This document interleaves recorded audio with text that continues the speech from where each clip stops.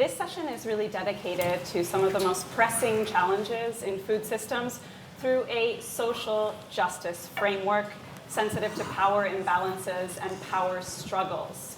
We are going to be talking about social justice and social equity, and the equity framework that I hope we're going to be picking up on the threads that Olivier De Schutter and Melissa Leach brought up this morning in the introductory plenary session.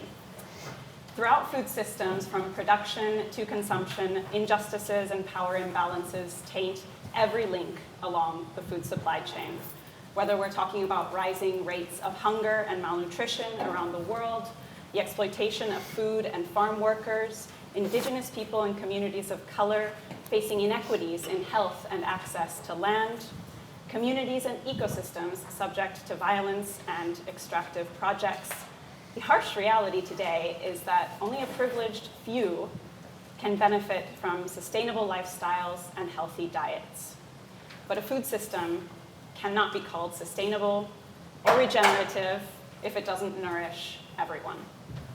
My name is Nicole Pita, and I work at the International Panel of Experts on Sustainable Food Systems. You got a brief introduction from Olivier about IPES Food. We are a panel of experts in their fields on food systems, from agronomists to social movement leaders, sociologists, and we work together to create policy-oriented research that is sensitive to power. We organized this event in conjunction with the Institute of Development Studies and the Food Equity Center. And for those who don't know the Institute of Development Studies, Melissa also introduced them as well this morning, but they're a research institute on international development and issues particularly regarding those of communities of marginalized people around the world. But they're unique in that they actually, their research is informed by policy actors, civil society organizations, and social movements, and they're an educational center as well. They have master's and PhD programs. Later on, we'll hear an introduction about the Food Equity Center from Stephen Devereaux, one of the founding members, who's up here on the stage with me. Speaking of who's up here on the stage with me, I'd like to introduce our esteemed panel. We will be hearing from Stephen at the end here, a research fellow at the Institute of Development Studies, where he's co-director of the Center for Social Protection and a founding member of the Food Equity Center. We also have with us here Dee Woods. She's an award-winning food system leader, and among her many recognitions and accomplishments, which I could not list because we'd be here all day, she co-founded the Granville Community Kitchen and the African and Caribbean Heritage Food Network. She also represents La Via Campesina through the Civil Society and Indigenous Peoples Mechanism for work within the UN Committee on World Food Security. We also have with us Steph Lake. She's a highly experienced practitioner in community responses to food insecurity. She currently serves as the Community Development and Health Program Manager at Sussex Community Development Association. And last but not least, a colleague of ours at IPES Food, Shalmali Gutal. She is the Executive Director of Focus on the Global South, an activist think tank in Asia providing analysis and building alternatives for just social, economic, and political change. And she's a member on our panel at IPES Food. Today we'll get to hear perspectives that are local as well as global on issues of injustice in food systems. And at the very end, we're reserving time to have a Q&A session. So please keep your questions in mind, and there will be roving mics around the room, and we'll collect your questions for the speakers at the end. And with that, I'd like to open this session first by making sure we all understand what we're talking about. So we're going to talk a little bit about what we mean by food justice and food equity. What does that mean within the context of food security or food sustainability, maybe terms we're more familiar with in this room, and even food sovereignty? And I'd like to turn this question first to Stephen from the Food Equity Center to hear a little bit about the Food Equity Center and how they have developed a definition and framework for food equity. Thank you very much, and thanks to all of you. I'm going to start with a little poem, which is more relevant to the previous session before lunch. It's called An Existential Debate. Please remind me, I asked a mosquito, why precisely do you exist? Remind me first, the mosquito replied. Why precisely do you exist? Okay, This session is about food justice and food equity. So, one definition of food justice is ensuring that the benefits and risks of where, what, and how food is grown and produced, transported and distributed, accessed and eaten are shared fairly. Food justice movements often focus on specific manifestations of injustice in access to food, such as child hunger, racialized injustice, or inner city deprivation. Food justice activists often promote the right to food as a mobilizing or advocacy strategy. Food equity is a slightly broader concept, as we understand it. It can be defined as occurring when all people have the ability and opportunity to grow and to consume healthy, affordable, and culturally significant foods. An equitable food system prioritizes culture, equitable access to land, fair prices and wages, human health, and ecological sustainability. Now, food equity is only possible if food systems are equitable, which requires equity in food production, food processing, food distribution, and food consumption. And of course, food systems are highly inequitable in each and every stage, but we don't pay sufficient attention to each and every stage. So we tend to focus mostly on farmers and consumers. For example, we look a lot at this paradox that high food prices are good for farmers, but bad for consumers, and vice versa. We don't pay sufficient attention to farm workers. When we talk about farmers, we often forget about farm workers. We don't pay much attention to food processors, processors, and we don't pay much attention to small-scale food traders. So we need improved food equity for all actors in the food systems, and that means giving more power to those actors who are disempowered and curtailing the power of those who have too much power, as we heard a lot about this morning. Now, the Food Equity Center was established recently, based at IDS, but it's actually a network with partners from Africa, Asia, Europe, and Latin America. We bring together researchers, policymakers, practitioners, and activists, and we're trying to find solutions to inequity in food systems. Some of our research themes include the slow violence of avoidable hunger, the transmission of dietary deprivation across generations, and a territory-focused approach to localized food inequities. So there's a two-pager that you can find outside about the Food Equity Center. And there's also a launch event on the 27th of June of a report called Pathways to Equitable Food Systems here in London. All this information is on our website, on the IDS website. And finally, before I hand over, we developed a food equity framework that tries to recognize the multiplicity of overlapping food concepts, because there's lots of food words out there. There's food aid, food assistance, food justice, food security, food systems, of course, food rights, food sovereignty. So our framework tries to reconcile these different concepts and adopts an expanded notion of equity that refers to the pursuit of fairness, equality of opportunity, and justice in relation to individuals as well as to collective beings, and considers both well-being outcomes and the structural factors or drivers that shape those outcomes. In other words, why does food equity persist? Why is it so deep? And what can we do about it? And you can find some of the early products of our research on the IDS website, on the Food Equity Center page. Thank you very much for that opportunity. Thank you, Stephen. That was a very comprehensive definition. I'm wondering if any of the other speakers up here with us would have maybe another shorter definition, or in your own words, how would you describe food justice? Well, for me, because you refer to food justice as sometimes including sort of racial approaches, and we need to understand that, food justice actually emerged from the racialized experiences of marginalized communities in North America. And for me, what is missing from, this definition of food justice is the inequities, right? Why are we not talking about the economic system that keeps people in poverty? Why are we not talking about white normativity and privilege and the racialization of people based on their skin color or ethnicity? Why are we not talking about patriarchy, male privilege, and cis heteronormativity that results in the marginalization and even demonization of women, gender diverse, and sexual diverse people. And lastly, ableism. We live in a world that is built for able-bodied people, and we are othered and deemed unworthy of our rights. And these are the things, the intersectional inequities that forms the discriminations as to why we cannot achieve food justice. Thank you.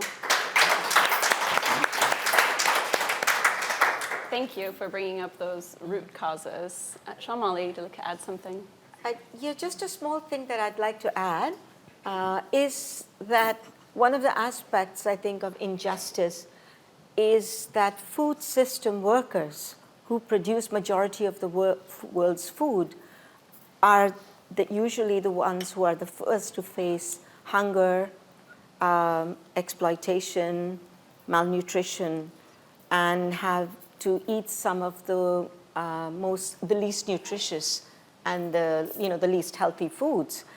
And for those who grow foods and have a plot of land of their own, or have a boat that they can fish on, I'm especially talking about the global south. I don't know much about food system conditions in the north, but definitely when I talk about South Asia and Southeast Asia, we see that it's those who are producing food for the middle classes, for the elite, for the rich, and many for the bourgeois activists. These are the people who have the least protection and the least access to food. And these include peasants, but they also include a number of food system workers across the entire globalized food system, because a food system is not only production. I mean, between production and consumption, there are so many stages. There's processing, there's storage, there's distribution, there's retail. I mean, during the pandemic, people who were able to stay at home were protected. Who was out there delivering food? It were gig workers, who were spending 18, 20 hours, on bicycles and motorcycles going here and there. No protection, no health care, nothing. And this is also then related very much to the point that Dee brought up, because these inequities are sort of baked into the system, into our sort of unequal systems where we have a complete lack of public services, because of privatization of health, privatization of transportation, electricity, and a virtual collapse of social protection systems. Working class people, especially those who have lost their jobs or have lost social security, have they have no fallback mechanisms. And so they're way less protected than anybody else. And these are the people who were serving food. These were the people who were delivering food during the pandemic. And Dee's already talked about the issue of patriarchy, and so I won't go into that. But I think this is another very important aspect of injustice and exploitation, that as long as patriarchal structures continue, capitalism and the businesses that run these types of food systems make use of them. So. Thank you. I do want to give each of you now the opportunity to dig deeper into some of these problems that you've mentioned very briefly. And if you could just name 2 or 3 of the biggest challenges in our food systems today when it comes to food injustice and inequity, and what are some of the barriers, maybe the root causes, that prevent progress on those issues. And I'll direct that first to Dee, and then we'll just go down the line. Okay. I'll try to keep this as brief as possible because we don't have all day. But I would say the globalized industrial food system, which has its roots right here with Britain being the architect, and the power it holds. It is a violent system that causes harm and trauma, right, to both people and place. And I'm not going to use nature because nature is part of that harm of separating humans from our ecology. So yeah, So as Lila June said, we are part of the earth. We are part of the ecology around us, and ecology meaning home. So we have a food system that extracts, and mainly from the majority world or global south, by the minority world, global north. And this is aided and abetted and done by big corporations, big food, big ag, big pharma, and food has become commoditized and considered resources rather than us being part of a world where when reciprocity and resonance and sort of feeling, right? It is about us being in balance. And these organizations and people have infiltrated sort of international and national governance, and especially the philanthrocapitalists. The other major issue is the entrenched beliefs and false narratives about our food system through current culture and socialization. And a few speakers, Philip touched on it this morning, and I think someone else, but we are socialized to believe in the minority world that with a growing population, we must produce more food, or that people want cheap food.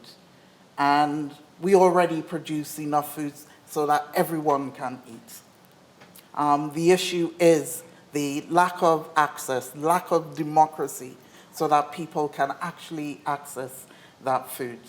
And I would say the third thing is the lack of political will to address this power held by these corporations and philanthrocapitalists, to address the inequities and resulting inequalities and the trauma that show up either as diet-related health inequalities, household food insecurity, climate injustice, and underserved communities with little or no access to fresh food or culturally appropriate foods, economic inequalities, insecure work and poor wages, not fit for purpose welfare provision, and so much more.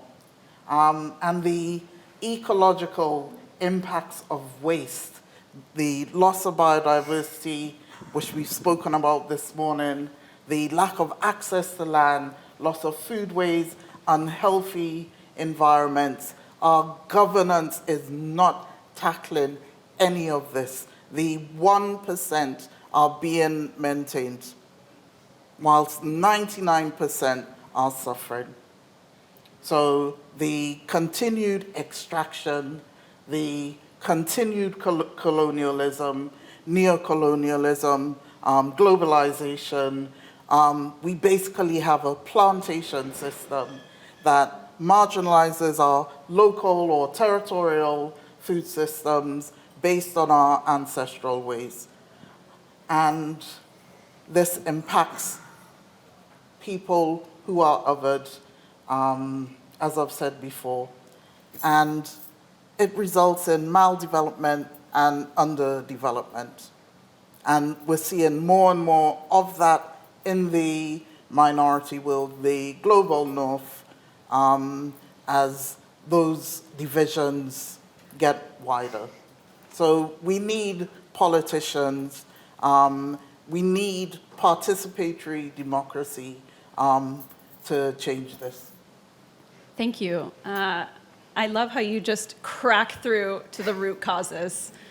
You don't beat around the bush, and it's going to make it hard for the rest of the speakers to answer after that comprehensive answer. I also love how your answer to this, we need more food myth, was definitely an elevator pitch, guys. This is what an elevator pitch is. It's a lack of access. It's a lack of democracy. That's an elevator pitch. Thank you for that. Steph, I think you have more of a localized answer to this question about the problems that we're facing here in the UK. Yeah, I do. I work closely with community food organisations, and I would echo so many of the points that Dee made. Not least that somebody talked about it earlier, one of the speakers, that the myth of food scarcity as opposed to food access. And I'm sure all of you are very familiar with the fact that so many people in the UK now can't afford sufficient, affordable, healthy, good quality food. And at the moment, our response in the UK is not to ensure that good quality food is affordable. It's not to ensure that people on benefits have enough money to be able to afford that food, or that people in work earn enough money to be able to afford that food, but it's to have food banks in every town and on nearly every high street now. And I guess I would make the case that accessing food banks is an inherently traumatizing experience for people. You've mentioned trauma. And food banks now, we have got to a point where they are a de facto public service, and they are funded by central government, by local government through things like the Household Support Fund, but they are entirely unregulated. And so you have very well-meaning voluntary groups setting up community food response to try and keep their communities fed. That's an honourable mission, but these people are woefully unsupported, untrained, and they are dealing with people who have experienced profound trauma through not being able to feed themselves and their family, but also all the other issues that intersect with that Dee has touched upon. Very rarely does poverty exist in a vacuum, and we are asking people to queue on the streets, to go and ask for referrals, to perform their poverty in socially acceptable ways so that their identities become flattened and minimized. And that's the result of the current system that we have. So when we're talking about equity, my perspective is trying to ensure that any response to this crisis provides people with dignity and agency and choice, and recognizes them as individuals who have a fundamental right to food, regardless of their situation. So animals are individuals, and individuals are individuals Yes. as well. Thank you Yes. for that reminder. Shalmali, you maybe from a more global perspective of food systems, what would you say are some of the big challenges that we're facing at a global scale? Okay, so adding to what all the speakers have already said, so thank you for setting the stage. I think one of the biggest challenges we're facing is a complete erosion of rights of food system workers, of food system producers, and working classes and people in low-income populations. And this erosion of rights, of course, is related to access and availability.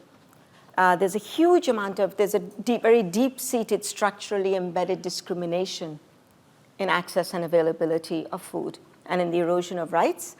And I think, as all of you probably know, I mean, discrimination is intersectional. You know, it's related to gender, it's related to class, race, social economic groups, to caste. It's related to geographic location. You know, so when we talk about patriarchy and racism, I would add, of course, to that is also classism and speciesism. Because the thing with speciesism is the way the privileged treat animals or plants that they think are there for their own consumption is also how they treat social classes and people who believe they are there to serve them and for their own consumption of a different kind, no? So this is very deeply embedded. Now, this, though, which manifests itself on a daily level across many of the places where we work and where I have experience, and I think all of you have also mentioned, you've seen these here in the north, it didn't just drop out of the sky. This is a result of a globalized food system. And this globalized food system is made operational through long supply chains. And in these long supply chains, basically, the different elements of food system, from production to storage to processing, harvesting, delivery, all this, and process and retailing, they're alienated. They're alienated from society and they're alienated from nature. So we basically have a globalized food system that is completely disembedded from any kind of social community accountability. No? And I think this is a very, very serious problem. And there isn't enough time to go into details, so I won't go into details. But the other issue that I wanted to bring up, which is very important, is the issue of governance. And it's extremely alarming and worrying that that corporations, and it's not mostly food system, all corporations engaged in the food system one way or another, whether they're agribusiness corporations or financial corporations, tech corporations, they have amassed a tremendous amount of power over food systems governance and over financial governance and over other forms, governance of different sectors and so on. And they use their political clout and their financial power, which come together in a sort of it's a political economy. A political economy system where they are able to use their financial clout to then shape regulatory systems. They're able to shape food systems, food standards, food safety issues. In many of our countries in the South, across Asia, they're able to dictate what kinds of labor standards should be there, regulatory systems are being weakened, what kind of environmental standards should be there, what should be grown, what's available, what's not available. So this regulatory control that corporations have been able to exercise over governance is an extremely alarming issue. And they use their governance power then to concentrate. So we end up in this very vicious spiral. So corporations are concentrating economic, financial, and political power horizontally as well as vertically. And many of our colleagues in IPES Food and colleagues who are not in IPES Food, but are there, they're sitting in the, many of you are sitting in the audience, have done a lot of studies. I know IDS has done studies. I mean, this is a well-documented fact, how corporations are concentrating power. And they're using this concentrated power then to continue to concentrate power through governance. And IPES Food has just released a report on this called Tipping the Scales. So I would encourage and request you all to take a look at this. You'll find it on the IPES Food website. And one of the very alarming, sorry, I'll finish in a second. Not in a second, in a minute. One of the very alarming findings that we present here in that report is that corporate involvement in food systems governance has become normalized. It's a hardly questioned, and over the last 20 years, they've been able to convince both governments, but also the multilateral system in the United Nations, and they've been able to convince academia, journalists, and much of the public that they're part of the solution because they have the money, they have access to technology, and so on. And it's because of corporations that we have this extremely dangerous animal called multi-stakeholderism, which is now spreading like a disease across our governance systems and our justice systems. And multi-stakeholderism basically is a way by which corporations sit at the governance table and they erode the responsibility and legal accountability and material liability that they're supposed to be subjected to. So maybe I'll just stop here and we can continue. Sorry, Stephen. Thank you, Shamali. I think, Stephen, you have something to say about normalization, but of a different aspect. Yes, I won't take much time because I took too much time the first time round. So my point about normalization, which comes out of our work again at the Food Equity Center, is that it's incredible how we have become used to accepting high levels of hunger and food insecurity, even in middle-income and high-income countries.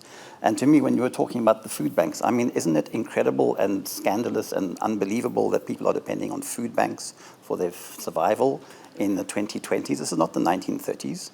The UK is one of the richest countries in the world. I mean, what's going on? Why do we accept this? So, and I think it's because people are used to adapting to things. People are very adaptive, so we cope with lockdowns. Now we cope with food banks, but we shouldn't, People should be on the streets protesting about this. It's crazy. And all over the world, we see rising levels of hunger and food insecurity, and then we say, oh, it's because of COVID, it's because of Ukraine, whatever, cost of living crisis. It's somewhere out there. But it's the forces that you were talking about and the forces that you're talking about that's causing this. There are reasons why these things are happening. And so we need to understand those better so we can tackle them better and not get used to them and not get complacent, because it's not acceptable. So what are governments doing and what aren't they doing? What is the private sector doing and what aren't they doing to address these issues? What is civil society doing? We always assume that civil society are doing their best, but are they, if they're not effective? What should we as academics, as researchers, as activists, policymakers, whoever, what's our role in understanding these issues and doing something to tackle them? Because if we carry on like this, things will just get worse and worse and we'll get used to it. It'll become normalized, and that's not acceptable.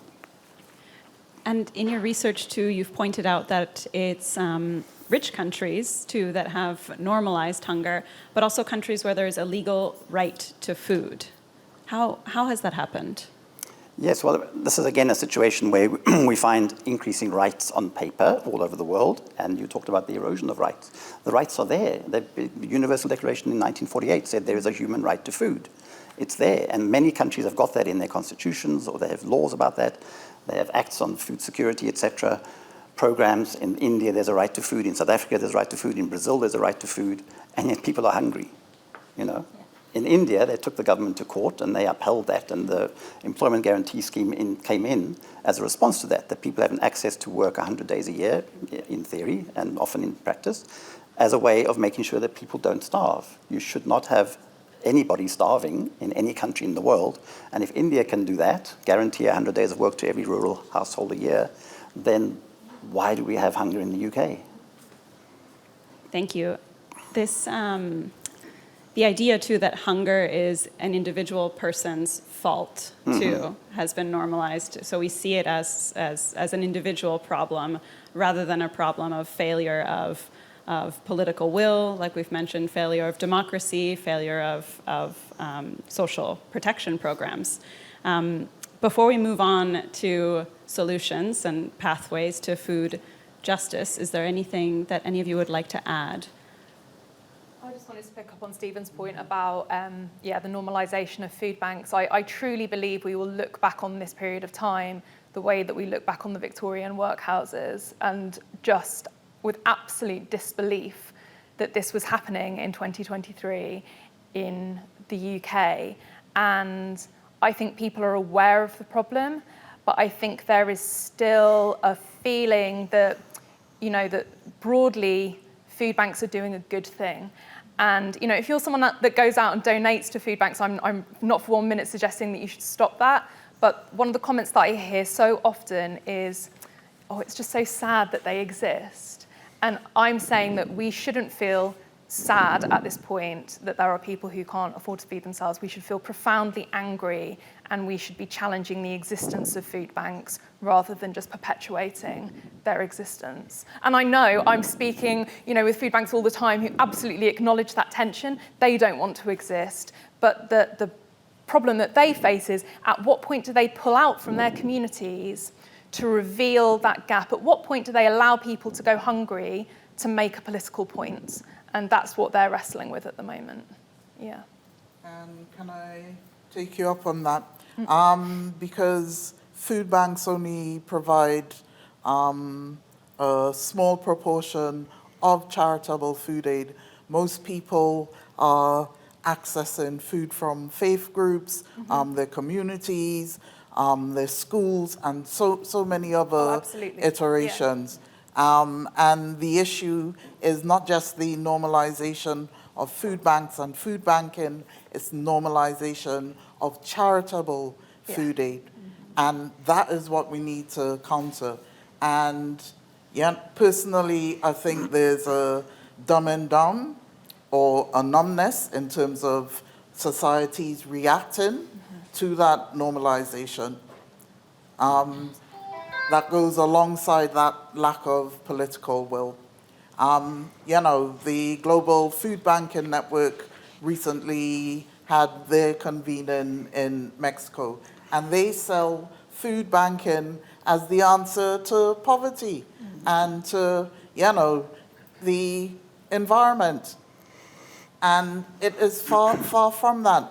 It is a way of corporates once again concentrating power.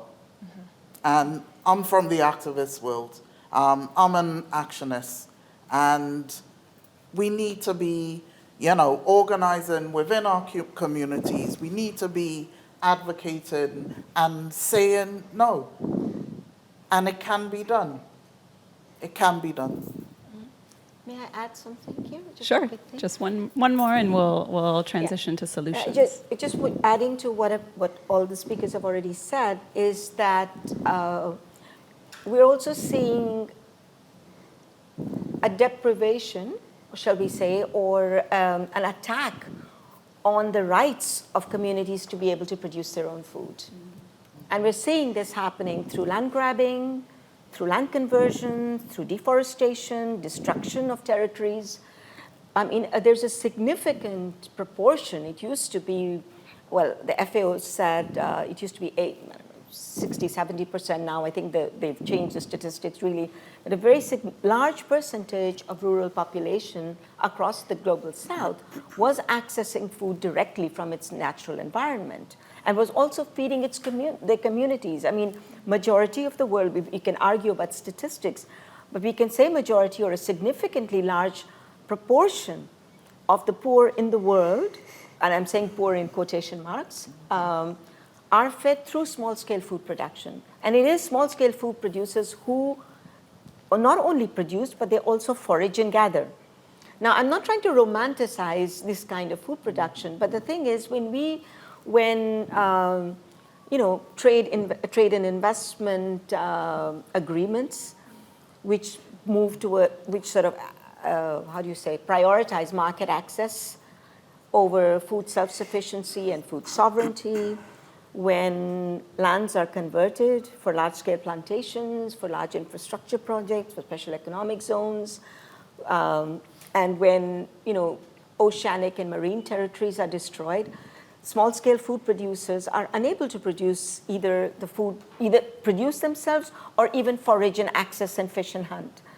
And this attack on their ability to produce food and make this food available, not just for their families, but for their communities, and to be able to process and keep that for future times of scarcity and crisis. This is a very important aspect of the erosion of the right to food. And I think, I agree with Stephen. We should be out on the streets, I mean, we have to be much more actionable because our governments are not listening to us. Thank you. I hope you're all as riled up as I am, which is great energy to take us into this next part of our session that will look at solutions. So in your experience, each of you, what are some really inspiring, promising changes that you've seen? What are some enablers that are moving us towards a path of food for everyone? Food that's accessible, for producers to produce, to forage, to fish. How can we get there? What has worked? And Dee, I'll start with you again. Okay. So I think a lot of the work is step change towards that because communities, food producers cannot wait on long-term political change to have that enabling policy environment. So a lot of the work we do at the grassroots is mitigation.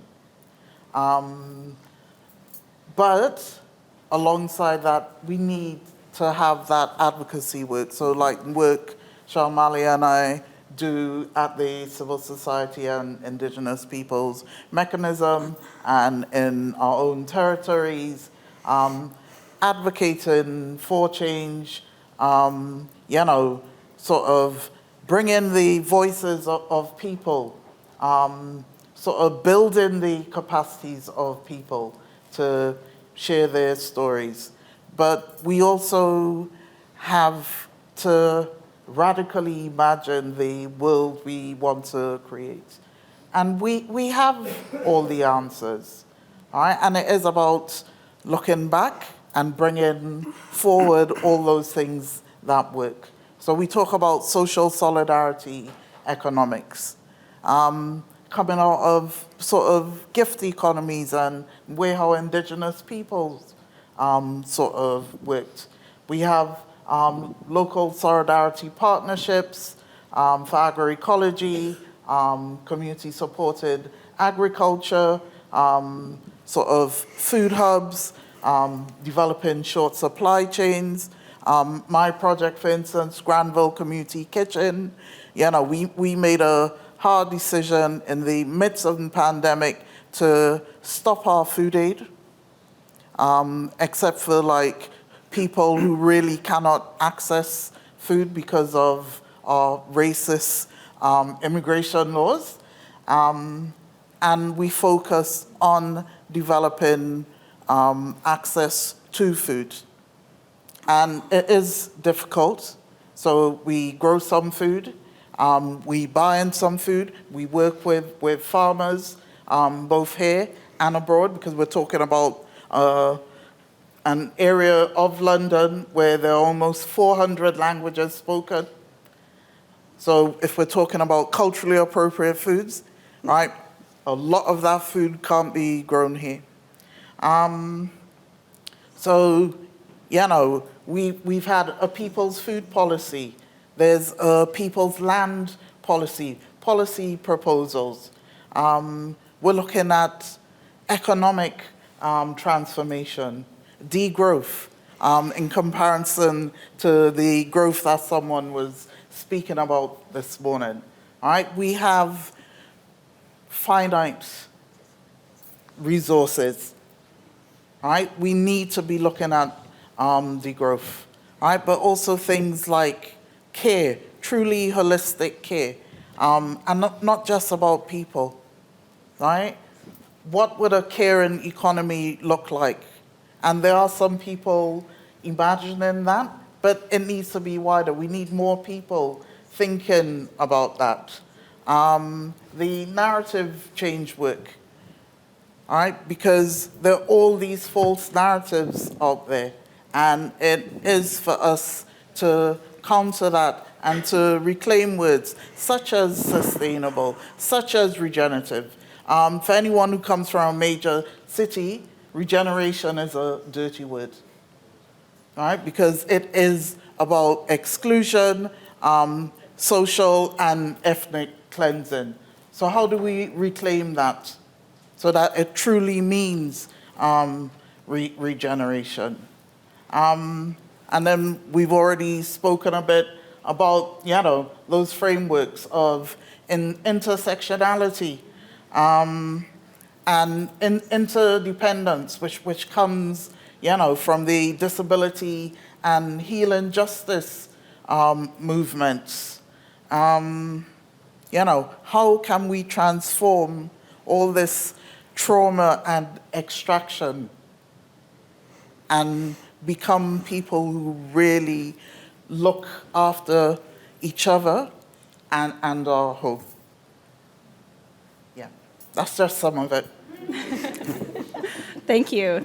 Starting, from the grassroots communities working to feed themselves and to change the narrative and to create a new society, a caring society. Steph, from your perspective, from the food access networks, what is working?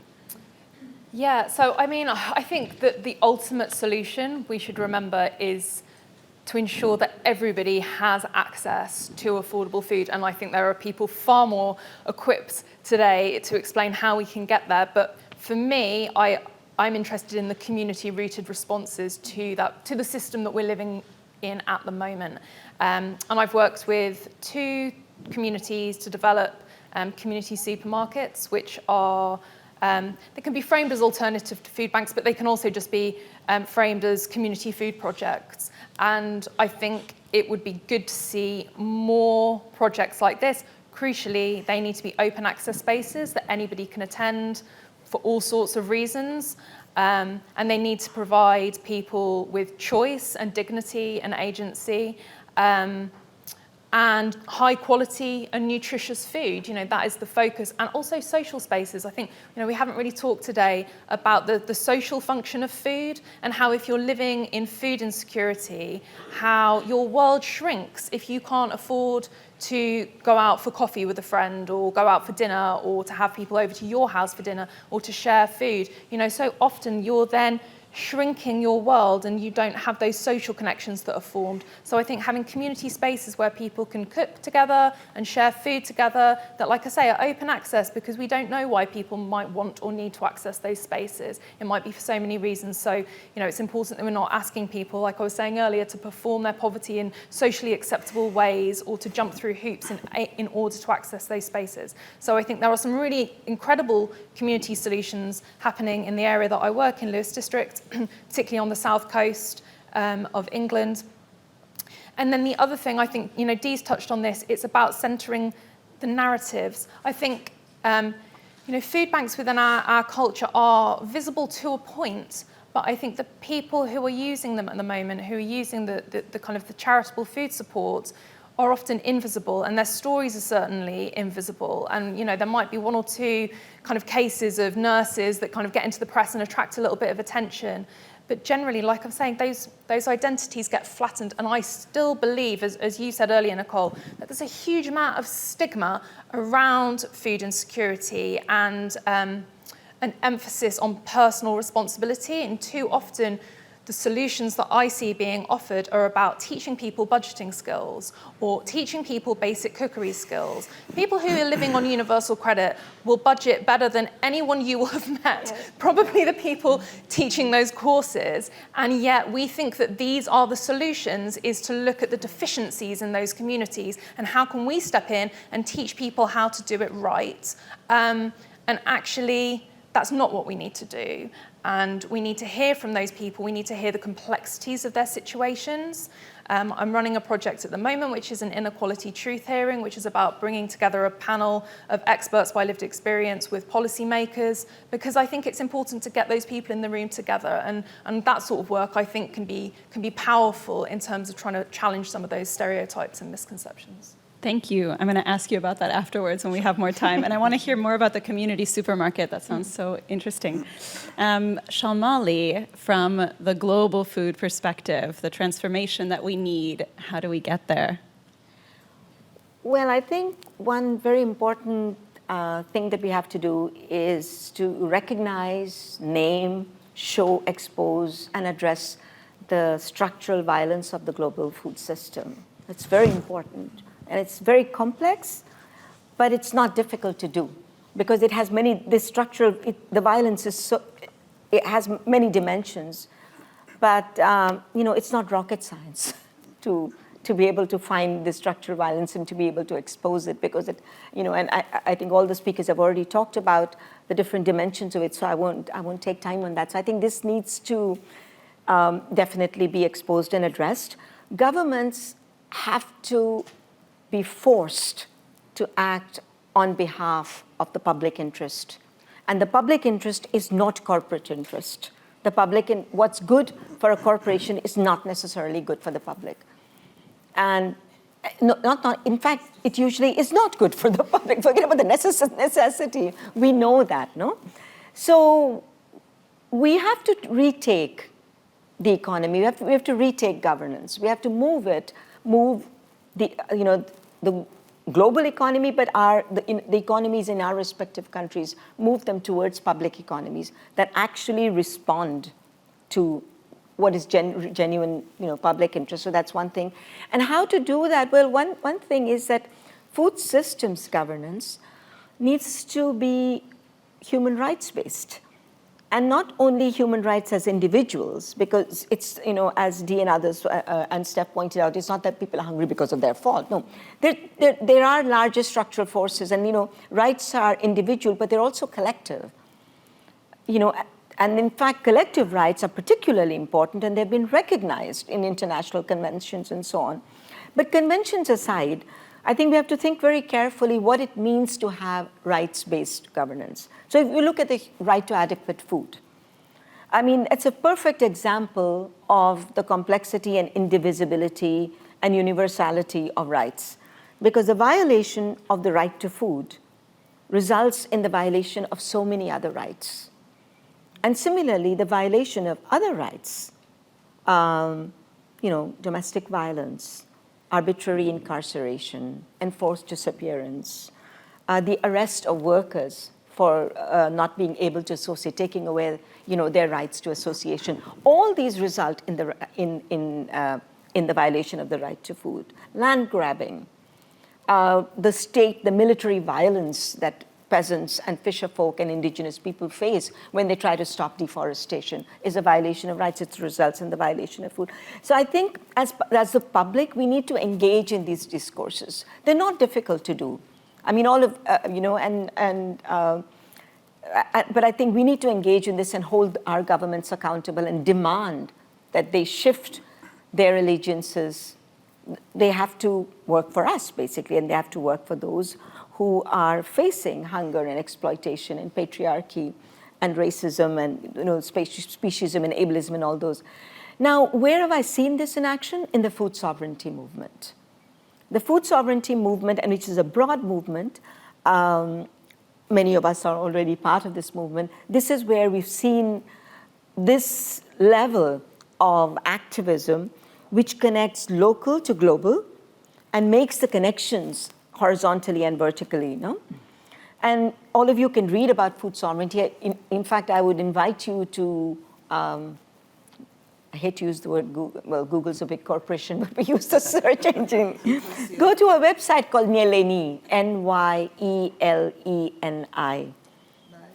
And Nyeleni, the Nyeleni movement, Nyeleni has become a sort of a rallying cry for the food sovereignty movement.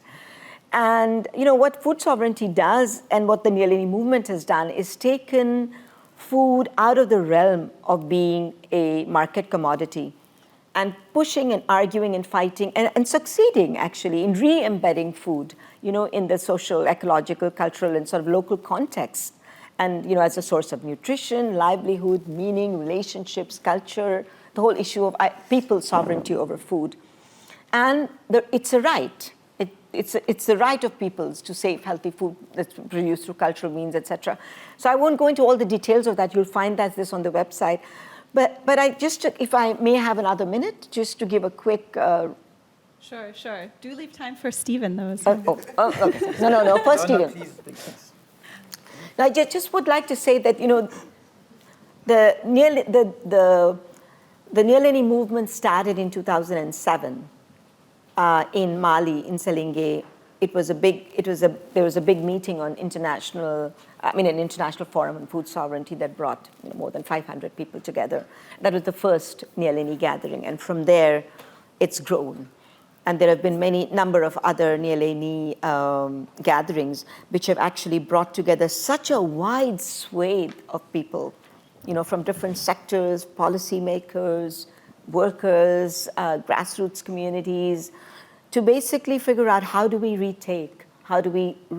reclaim our rights to the food systems, and how do we make the deep structural transformation of our food systems from this sort of globalized, structurally violent food systems towards food sovereignty.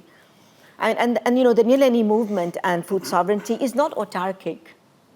I mean, there are a lot of myths around that, but it's not that. So I invite all of you to take a look at the website and try and learn more about the movement, and you can talk to all of us about it. Sorry, Stephen, over to you. Stephen, please, your contribution. Thank you. So in the food equity framework, we make a distinction between remedial and radical actions. And remedial actions would include things like food banks, for instance, and social protection. So actions that address the symptoms or the outcomes of food inequity. They don't challenge the drivers. They don't identify and deal with what's causing those inequitable outcomes. And for that, you need more radical action. So an example of a remedial action would be a program in Brazil called Seguro Defeso, which is a kind of seasonal unemployment scheme for fishers, because there was a problem with overfishing of certain species. So the government imposed a closed season, which meant that for 4 months every year, fishers couldn't fish those species, or they'd be penalized. So that left thousands of artisanal fishers without employment, without income for those 4 months, and there was no social protection for them. So another ministry, working together in a joined-up way for a change, identified this problem and introduced a kind of unemployment insurance which gave people income through those 4 months when the season was closed for fishing. So that's a good example of a remedial action that actually works together to protect the natural resource base on the one hand, the fishing stock, and also the livelihoods of people that depend on that natural resource. And that's a great example of how you can work together to get synergies, but it's at the remedial level. So I want to give 2 very quick examples from South Africa of more radical, not radical, but radical, if you know what I mean, interventions. And this is from an NGO that I work a lot with called Women on Farms Project, which is a feminist organization working with female farm workers, women farm workers. And they run lots of campaigns. And one of the campaigns they've been running in the last year is about pesticides. There are a lot of pesticides that are produced in Europe, including one in a factory in Huddersfield, actually, which are not legal in Europe, but they're exported to the Global South, and they're used on farms all over the Global South. I think there's about 72 on that list of these different pesticides, herbicides, fungicides, whatever. And so Women on Farms has noticed and documented that these insecticides have very bad effects on women's health. Farm women are back into the vineyards with these pesticides sprayed an hour before, and they're getting very, very badly damaged, very bad health outcomes. So they've run a campaign at 2 levels. Firstly, to get the government of South Africa to make these pesticides illegal in South Africa, and that's succeeded. As of next year, these pesticides will be illegal in South Africa. But secondly, they're also acting in Europe. They've gone to the European Commission to try to get them to apply this new legislation, which is called Human Rights Supply Chain Due Diligence legislation. And some countries, Germany's got that already on their statute, and the EU or the EC is pushing that. So they're trying to get Europe to say you should not be producing these pesticides and exporting them to countries in the Global South. And that's the second part of the campaign, which is ongoing. So that's intervening to address the source of the problem. The problem is pesticides, right? You don't just give people health care. You stop using those pesticides. And the final example I want to give is fair trade. Are you familiar with fair trade? Mm-hmm. Yeah. So if you see a fair trade label on a bottle of wine, you think this has been ethically produced, right? The producer, the workers in the supply chain have all been fairly treated. So some work that's been done just a few months ago in South Africa on fair trade farms, a survey was done, which found that there are 2 problems. Firstly, fair trade, in order to get fair trade certification, you have to meet certain standards. Firstly, you have to meet all the South African labour legislation, which is actually quite progressive. And secondly, you have to meet fair trade's own standards, which are even higher. And the survey found that, in fact, many of those farms, 75% of those farms, are not meeting even South Africa's labour legislation on minimum wages, decent working conditions, and so on. And secondly, they're not meeting their own fair trade regulations, which is called the standard on labour on hired employment. They're not meeting their own standards. So what this organization, Women on Farms, is doing is trying to publicize these issues so that they can make people aware that when you see that fair trade label, it doesn't mean it's automatically fairly produced or ethically produced wine. So we should all learn from that and look carefully at that label in future and ask ourselves, is this actually an ethically produced product? Because it's not always the case. If you're interested, I've got some pamphlets from Women on Farms about this campaign, which you can get from me afterwards. Thank you. Great. So lots of food for thought, lots of grassroots, community, global, national, supranational solutions that could work, that we need to replicate and scale out. Now, I'd like to turn to all of you and give you the opportunity to ask our excellent speakers some questions. And we've got a roving mic over here, and we'll take 3 questions first and then answer and see if we have time for more. So I see 1 question in the front and then 1 question in the back. So thank you. Great, so much food for thought, so to speak. I'm Beena Agarwal. I'm also a member of IPES Food and a professor of Development Economics and Environment around the corner in Manchester. I want to bring the issue of women farmers and patriarchy not as we just slide past it as another word, but really center stage. And I want to say that it's not possible to have food security without gender equity in the system. Why do I argue that? I think firstly, look at women as producers. And I mean, on this, 40 to 50% of agricultural workers, self-employed or otherwise, are women. Now, these statistics hold across, Sub-Saharan Africa, South Asia, and so on. In Southeast Asia, it's 55% or more. Now, they are food producers, but they don't have access to the most important input, which is land. And if you look at the statistics, it's appalling. So nowhere in the developing world do you have women owning land more than 1/3. That's the best statistics. In India, it's 14%. In parts of Africa, it's some countries 5%, some countries more. So this is a central issue because without access to land, you're not going to get access to credit, to water, to other inputs. So your entire production system is affected. And I think that's central. So firstly, we need to address that as a central issue of inequity. Secondly, women as consumers, there are two aspects to this. Firstly, there is social norms. So in some countries, women eat last and least. And we know that that has huge implications for women's health. It has huge implications for girl children's health. But there's another element to this, which is there's, again, a lot of evidence that if women own land or assets, then it makes a significantly positive impact on child nutrition and health, much more than if the father owns assets. So addressing gender inequity and rights to, on assets will affect food security by both in terms of women as producers and as consumers. Please so I don't know if end. it's an elevator level pitch that without without gender equity, you won't have food security, but it does some level, maybe the first level. More food for thought, but is there a question that you'd like to direct specifically to anyone? So, I'd like people to just respond and not just lead it by talking about patriarchy, because let's unpackage it, is what I'm saying. Yeah. And come back to center stage, because what we talk about, we talk about patriarchy, it's an inequity issue. It's not. It's also a production issue. It's also a food security issue. If you address it, perhaps you could address many of the other inequities that we're talking about. Thank you. Yeah. Okay. So that's one question. I saw one more question in the back, and then we'll... Yes, yes. Hi, I'm Laurie Gehring from the Thomson Reuters Foundation. I write about these issues, and what I find is that when you try to engage people on them, it's quite hard because these are very difficult problems to solve. They need something concrete to look at that's an example of what does work. And so I love Stephen's examples, and I wonder if the rest of you had any examples of things you really do see working on these issues, and including around women. Okay, specific examples that you've seen at work. So instead of more global or kind of zoomed out what works, really specific examples, like some of the ones that Stephen has brought up. A third question? Yes, right here. Oh, just wait for the microphone because we're recording. Thank you. Thank you. Hi, I'm Graham from CAFOD. So we're an international development organisation. Our supporters campaign on issues of food system reform, but also they live the daily realities that Dee, you've explained in terms of food poverty, lots of people coming to their churches.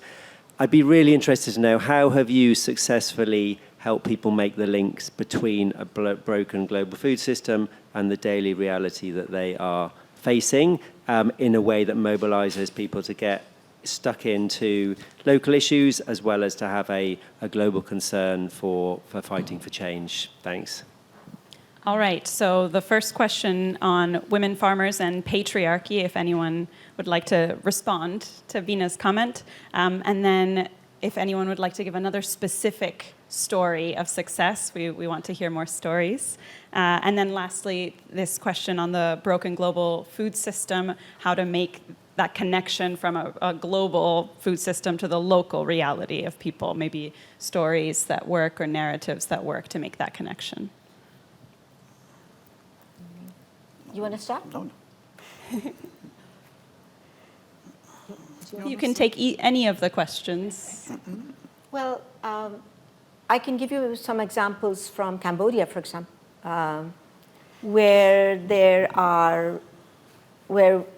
communities that we know very well and we work with who have been fighting against land grabbing, and the conversion of their farmlands, which are maximum 3 to 4 hectares, but in a village with say 400 families, and if each of them has 3 or 4 hectares, that's quite a large landmass, these kinds of landmasses are being converted to non-agricultural use for special economic zones.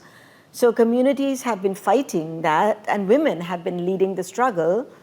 And not only have they been able to win land back, and actually, Veena, they took over the struggle because they said the husbands are pretty useless, because the husbands were willing to accept compensation. And their argument was, what compensation? What do you do? This is where we are. We have nothing else. And when they were evicted, many of them went as construction workers and worked in the border areas in Thailand, in the casinos. Many of them got trafficked and so on. So the women came back and said, no way. We have to fight this. We have to fight this fight. And so they were able to roll back some of the land grabbing by the large economic concessions. That was one. But the second thing that they did was they started their own cooperative livelihood activities. They looked around because they said this industrial agriculture kind of production system is just too expensive for us. The debt is too high. So they started with small livelihood activities with little poultry and stuff, which then moved into other things. They've gone into biogas. They don't, and then they do small vegetable plot farming. And not all, it's a lot of work, but it took 1 or 2 communities to start this work. And then others got interested. When others got interested, they came and they joined them. So, you now have a movement of men and women. There are peasants as well as fisherfolk. Many of them have been agricultural workers and were able to come back to their land, but continue to do agriculture work around the area. But so these are smallholders and who are not only what I would say land and territorial rights defenders, but they're now agroecology practitioners. And now they heard about agroecology on a radio program, and some of the Via Campesina speakers who we brought over to talk to them about it, and then they're really excited because they said, we're doing agroecology, and this means something. They want to connect, and if that's a practical example. Could you give us a keyword? I know you said this is in Cambodia. Is it a keyword? Something, how to find out more about this. Okay, look for Lorpeang, Lorpeang,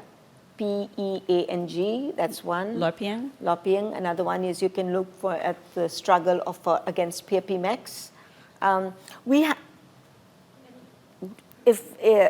You'll find examples of these on our website, the ones that we've been able to document. Great, nice plug. But a lot of really strong. Let's focus on the global South, guys. Yeah. But to be honest, a lot of very tangible examples like this don't actually get press coverage. They don't reach everywhere. Yes, but Kudumshri does. But Kudumshri, that's 68,000 yeah. women's groups. 68,000. Kudumshri is another example in India. So yeah. it's not, it's not just a few cases. Yeah. It's the entire state. It's like an entire. Right, but the Kudumshri is not a self-organized. It was a state-led. It was state-organized. Well, it's anyway, important, but you can also Google Kudumshri and you would. No, it's not about Kudumshri, but it's about group farming. Yeah. Kudumshri does many things, but it's state-supported. So sometimes, as you said, governance matters, and sometimes there are good governments who come up with ideas and supportive ideas which make a radical difference. So these are self-employed women farmers who go into the market, lease in land, pool their labor, pool their capital, and then cultivate jointly. All right. So they were food secure during COVID. Where There are other many farmers stories. lost. Yes. Yeah. Thank you. So there was a question about making this connection from the local reality to the global, and that's a tough one. But would anyone like to tackle that? That was addressed to Dee, I think. I think a large part of sort of food sovereignty is about relocalization, focusing on our territories, but then developing that solidarity with the global.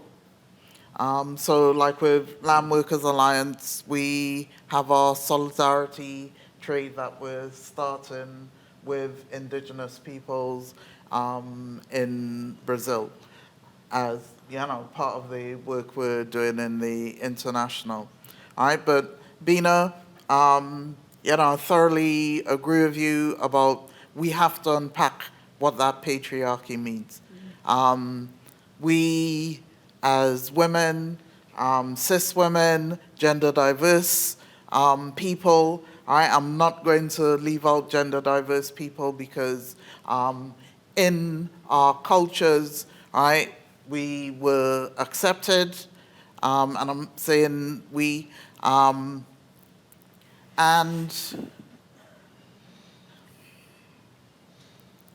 things, we feed the world. We feed the world, and we go hungry. Right? And I'm thinking of a poem that I wrote. We feed the world, we go hungry. This global food system is built on blood, sweat, and tears of women who look like me and you, as well as in Europe and in South America and the Caribbean.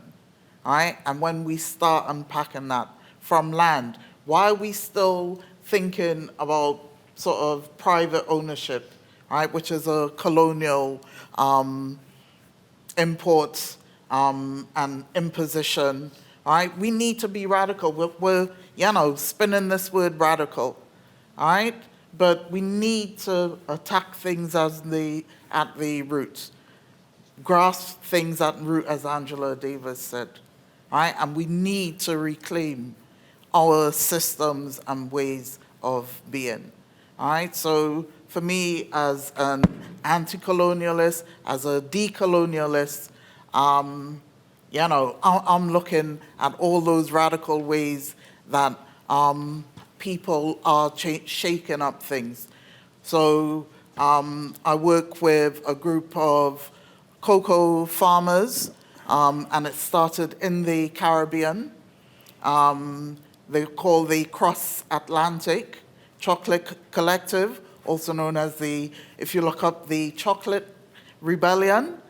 And it is about reversing what has happened and trying to claim cocoa and, center people who produce that, all right? Because, for cocoa farmers, we don't get anything out of a multi-billion pound industry, right? We still have slavery within sort of the chocolate industry, mainly children, all right? So how do we change that?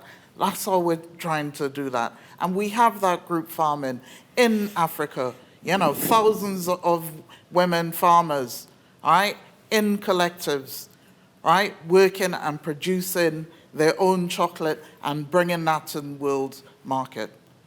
All right, so there are concrete examples, but it is about having the radical imagination to change things and not to have fear, all right, because I think that is the issue. We're scared, all right, and I'll always remember something that Vandana Shiva told me 10 years ago, that we cannot fear the corporations. We cannot fear the corporations. And if we're working together, if we're working collectively, then we shouldn't be fearing anyone. Thank you. I would like to give, just to close out this session, I'm afraid we don't have time for more questions, but do mingle afterwards. There's a coffee break afterwards, so you have time to come up and ask the speakers questions. But we've heard your last words, Dee. Kinda.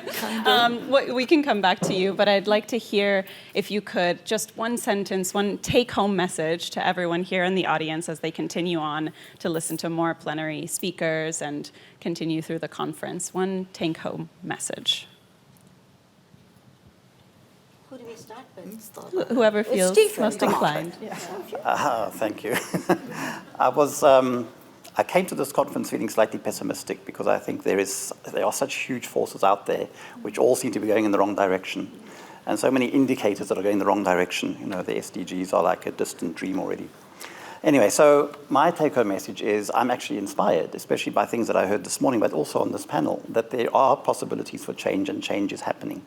And my take-home message to all of us is that we each need to think about where we can make a difference to change food systems, or at least to make some difference in some aspect of one food system that we're connected with that can make it more equitable. You know, we can't change the world overnight by ourselves, but we can do a difference at the margins in our area, in our work, in our private lives, to make food systems more equitable.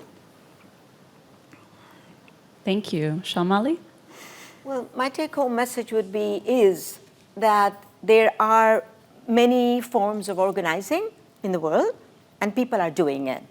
You know, you're not going to necessarily find them on websites. You're not necessarily going to find them in newspaper reports or in pamphlets and so on. But people are organizing wherever they have even the smallest chance to or opportunity. They're organizing to reclaim dignity, to reclaim their power, to reclaim their rights, and to build something different.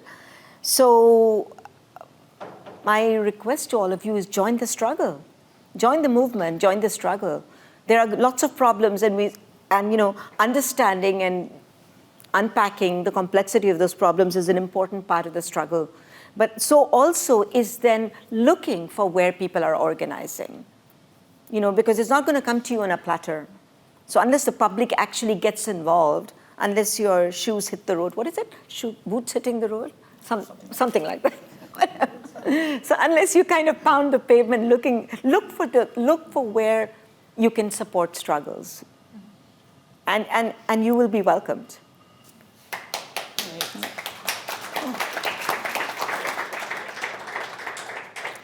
Yeah, oh my gosh, I would echo that, and I think if to those of you who are based in the UK, and if you're interested in the work that I've been talking about today, I think our panel has been about food justice, and I think it's about acknowledging that we don't live in a context of food justice at the moment, and we are engaging in that struggle. So if you're interested in providing dignified food support and looking at how we can provide people who are experiencing the sharp end of that injustice the most, how we can ensure that dignity is on offer, then I'd be really happy to talk to you about alternative models of community food support and what that dignity might look like in practice.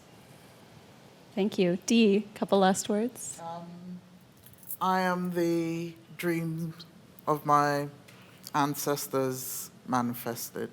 All right, this work of justice is about abolition and liberation, and we need to do that together in solidarity, and we need to create that new global compact where we center people, we center our home, the ecology, we center care and justice, all right, but also, as I like to say, revolutionary love and joy. Thank you. Thank you.